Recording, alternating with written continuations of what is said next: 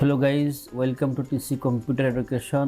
Dear friends, সম্মানিত বন্ধুগণ, TC computer education আপনাকে স্বাগতম। বন্ধুগণ, আজকে আমরা এমএস এক্সেল অ্যাপ্লিকেশনটি শুরু করব। আজকে আমরা শিখব এমএস এক্সেলের ইন্টারফেস ইন্ট্রোডাকশন। আজকে আমরা এমএস এক্সেলের ইন্টারফেস সম্পর্কে অবগত হব। এমএস এক্সেল ওপেন করার পরে ইন্টারফেসটা কেমন দেখায়, এমএস এক্সেলের কোথায় কি আছে, আমরা আগে তাহা শিখব। আর এমএস এক্সেলের কাজ করার জন্য আমাদেরকে আগে ইন্টারফেস সম্পর্কে অবশ্যই অবগত হতে হবে। তো চলুন আজকে আমরা দেখে আসি কিভাবে এমএস এক্সেল ইন্টারফেস সম্পর্কে অবগত হওয়া যায়। এক্সেলের ইন্টারফেসে কি কি আছে আজকে আমরা তাহা দেখে নিই, জেনে নিই, শিখে নিই। চলুন, আমাদের অফিস সফটওয়্যারটি যদি কম্পিউটারে ইনস্টল করা থাকে তাহলে আমাদের এখানে সার্চ বার যদি এক্সেল লিখি তাহলে চলে আসবে EXCEL। এক্সেল লিখে দিলাম, দেখুন চলে আসছে। এখানে আমার এখানে অফিস সফটওয়্যারটি ইনস্টল করা থাকার কারণে এটা কি এখানে চলে আসছে। দেখুন এখানে চলে আসছে এক্সেল অ্যাপ্লিকেশন। ওকে, তো আমি এখন এইখানে ক্লিক করব। ক্লিক করলে এটা ওপেন হবে। দেখুন ওপেন হয়ে গেছে আমার এটা এমএস এক্সেল 2019 ভার্সন। আপনাদের যদি এর নিচে হয় তাহলে 16 উপরে বা 16 উপরে আপনাদের এইরকম হবে, প্রায় সেম। তো এই এমএস এক্সেল অ্যাপ্লিকেশনটি ওপেন করার পরে এরকম দেখাবে। দেখেন এখানে নিউ আছে, নিউ সেকশন আছে। এটা হলো এটা নিউর ভিতরে টেমপ্লেট আছে। এখানে টেমপ্লেট আছে, দেখুন এখানে অনেকগুলো টেমপ্লেট আছে, দেওয়া আছে। এই ব্ল্যাঙ্ক আছে, ওয়েলকাম টু এক্সেল আছে, drop down tutorial, formula tutorial, power query tutorial, তারপর পাইভট টেবল টিউটোরিয়াল। ঠিক আছে, এরপরে এখানে দেখুন এখানে মোর টেমপ্লেট আছে। এখানে ক্লিক করলে আমরা আরও টেমপ্লেট দেখতে পাবো বা সংগ্রহ করতে পারবো। ওকে, তারপর দেখুন এখানে রিসেন্ট আমাদের এক্সেল অ্যাপ্লিকেশনে রিসেন্টলি যে কাজগুলো করেছি ইতিপূর্বে সেগুলো এখানে দেখাবে, সে ফাইলগুলো দেখাবে এখানে। ওকে, আর এখানে দেখুন একটা স্ক্রল বার আছে উপরে নিচে। এইখানে একটা স্ক্রল বার আছে, দেখুন এটা ধরে মাউসের লেফট বাটন ধরে যদি আমি ড্র্যাগ করি উপরে নিচে তাহলে অনেকগুলা নিচের দিকে আরও রিসেন্ট ফাইল দেখাবে। ঠিক আছে, এখানে মোর ওয়ার্কবুক দিলে এখানে আরও দেখাবে। ঠিক আছে, এরপর এখানে রিকভার আনসেভড ওয়ার্কবুক, আমরা এখানে কি করতে পারি, আনসেভ ওয়ার্কবুকগুলা এখানে রিকভার করতে পারি। ওকে, তারপর দেখুন এখানে ফিনিট আছে। যদি কোনো ফাইল ফিনিট করা থাকে তাহলে ফিনিট ফাইলগুলো আমরা এখানে দেখতে পাবো। দেখুন এখানে বলতেছে যে find file you want to easily find letter. আপনি যদি কোনো ফাইলকে ফিনিট করে রাখেন তাহলে পরবর্তীতে আপনি এগুলা ইজিলি করতে পারবেন, খোঁজ করে বের করতে পারবেন। ওকে, তারপরে গেল এটা। এখন আমরা কি করব, ব্ল্যাঙ্ককে ক্লিক করব, ব্ল্যাঙ্ক ওয়ার্কবুকে ক্লিক করব। দেখুন ব্ল্যাঙ্ক ওয়ার্কবুকে ক্লিক করার পরে আমাদের ওয়ার্কবুক এক্সেল ইন্টারফেসটি এখানে ওপেন হয়ে গেছে, শুরু হয়ে গেছে। এখন এখানে আমরা দেখুন এখানে উপরে থেকে আমি দেখাই, এটা হলো কুইক অ্যাক্সেস টুলবার। এখানে কুইক অ্যাক্সেস টুলবারে আমরা যে টুলগুলো এনে রাখবো সেগুলো দেখাবে। আর এটা হচ্ছে যে টাইটেল বার, এখানে আমরা আমাদের এক্সেল ফাইলে যে নাম দিব সেই নামটা এখানে শো হবে। আর এটা হলো যে আমার অফিস মাইক্রোসফট অ্যাকাউন্ট যদি লগ ইন করে থাকি তাহলে যে নামে মাইক্রোসফট অ্যাকাউন্ট সেই নামটা এখানে শো হবে।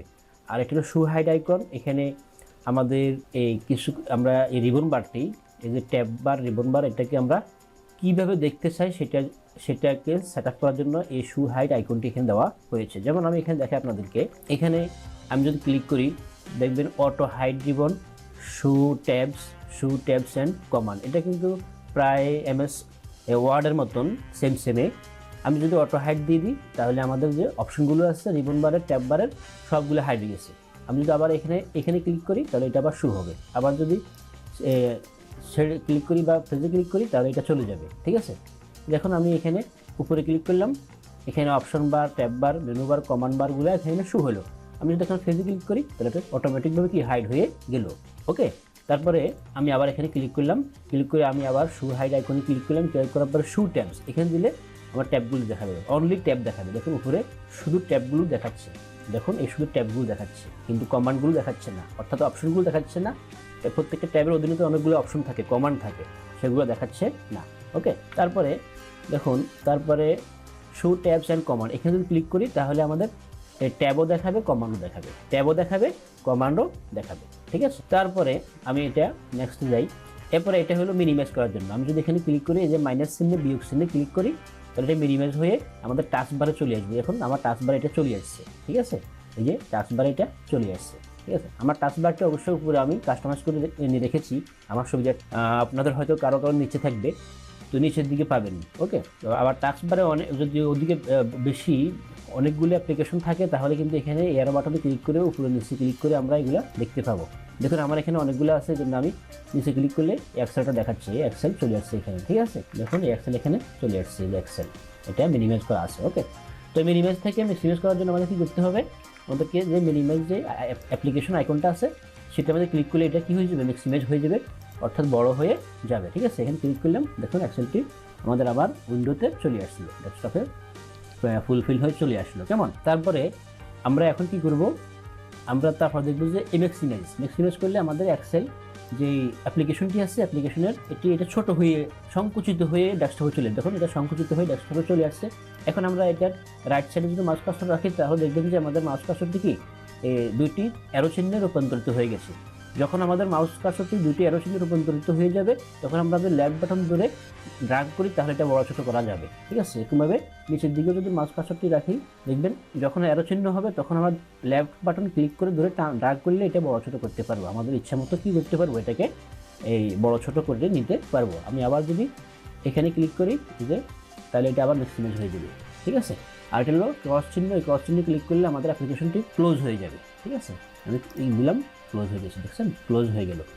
আবার ওপেন করতেছি, ওপেনে ক্লিক করলাম, ওপেন হয়ে গেল। ঠিক আছে, গেল উপরের সেকশনটি। এখন আসুন নিচে এটা হচ্ছে যে ট্যাব বার বা মেনু বার, তবে সফটওয়্যারের ভাষাটাকে ট্যাব বারে বলে। এই যে ট্যাব বার, এখানে যে ট্যাব বারে অনেকগুলো ট্যাব আছে, অনেকগুলো কি আছে ট্যাব, যেমন ফাইল ট্যাব, হোম ট্যাব, ঠিক আছে, insert tab, page layout, formulas, data, review, view, help, Acrobat. এটা অ্যাক্রোবাট আমার যে পিডিএফ রিডার অ্যাক্রোবাটটা আমার ইনস্টল করা আছে, জন্য এটা অটোমেটিকভাবে এখানে একটা আইকন চলে আসছে। ঠিক আছে, তো এগুলো হলো tab bar.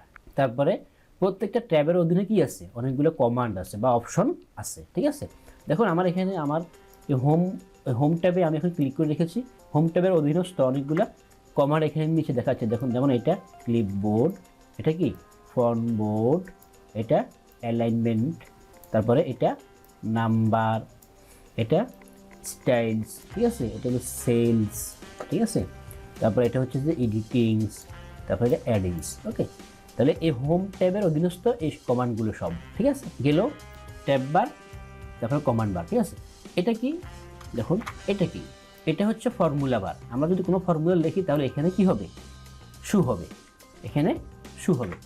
Just for example আমি এখানে মনে করে লিখলাম 15 আর এখানে লিখলাম 50 আর এখানে 52 লিখলাম, 50, 52।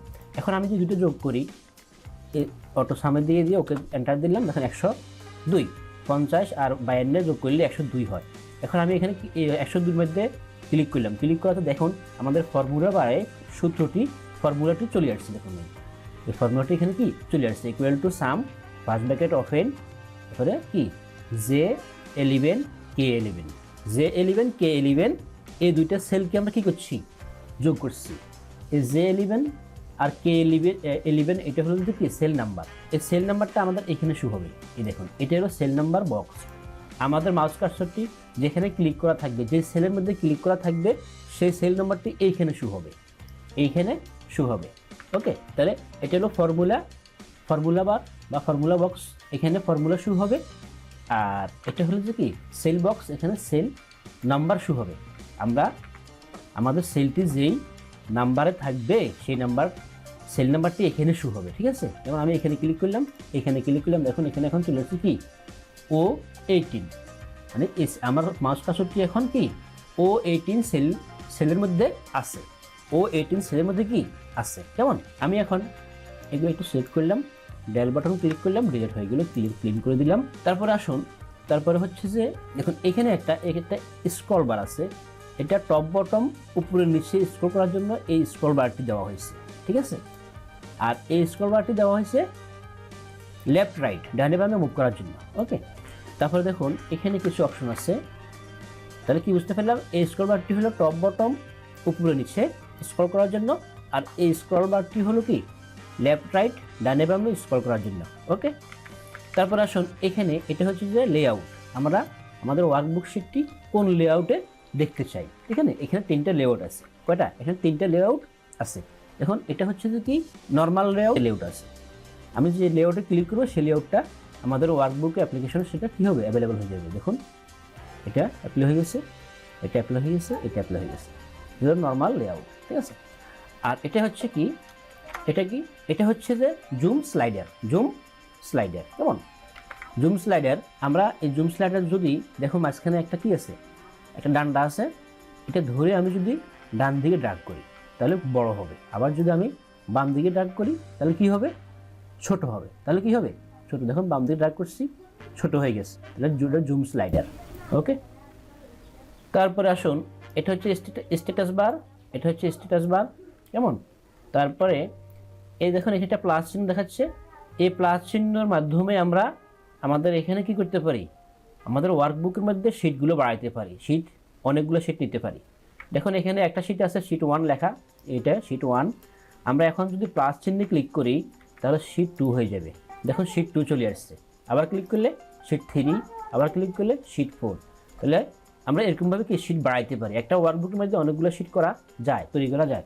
আবার ইচ্ছা করলে আমরা কি এই শিটগুলো রিনেম করে আমাদের মন মতো নাম দিতে পারি। যেমন আমি এটার মধ্যে এই শিট 4-এ রাইট বাটন ক্লিক করে আমি রিনেমে গেলাম, রিনেমে গিয়ে আমি এখন এখানে নাম দিতে পারি। কেমন? দিয়ে দিলাম NUMBER, লিখে দিলাম নাম্বার শিট। এখন সাইডে ক্লিক করলাম, দেখুন এটা রিনেম হয়ে গেছে, নাম্বার শিট লেখাটি এখানে কি বসে গিয়েছে। ওকে, গেল। তারপর এটা হচ্ছে ম্যাক্রো কি, এটা আমরা ইনশাল্লাহ সামনের দিকে এটা জানতে পারবো, শিখতে পারবো।